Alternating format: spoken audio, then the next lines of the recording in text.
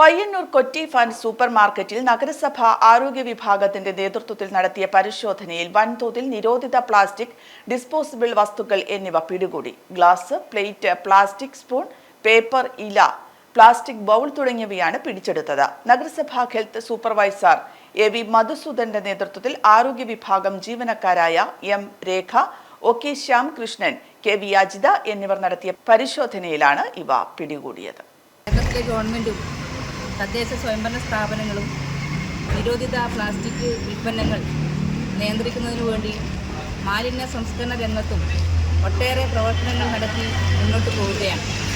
നിരവധിയായിട്ടുള്ള ബോധവൽക്കരണ പ്രവർത്തനങ്ങളും കർശനമായിട്ടുള്ള നിയന്ത്രണങ്ങളും ഏർപ്പെടുത്തിക്കൊണ്ട് മുന്നോട്ട് പോയെങ്കിലും ഇപ്പോഴും ചില സ്ഥാപനങ്ങൾ വലിയ തോതിൽ നിരോധിത പ്ലാസ്റ്റിക് ഉൽപ്പന്നങ്ങൾ വിൽപ്പന നടത്തുന്നതായിട്ട് ശ്രദ്ധയിൽപ്പെടുകയാണ്. അതിൻ്റെ ഭാഗമായി പയ്യന്നൂർ നഗരസഭയിലെ ആരോഗ്യ വിഭാഗം ജീവനക്കാർ കൊറ്റി ഫാൻസ് സൂപ്പർ മാർക്കറ്റിൽ പരിശോധന നടത്തിയപ്പോൾ വലിയ തോതിൽ ലോഡ് കണക്കിന് സാധനങ്ങളാണ് നിരോധിത പ്ലാസ്റ്റിക് ഉൽപ്പന്നങ്ങൾ എന്നുള്ള നിലയിൽ പിടിച്ചെടുക്കുന്നതിന് വേണ്ടിയിട്ട് സാധിച്ചിട്ടുള്ളത്.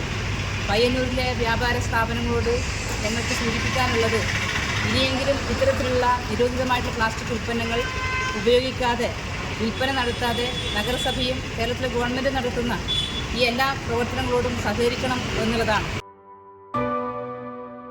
AKG memorial cooperative hospital, Kannur.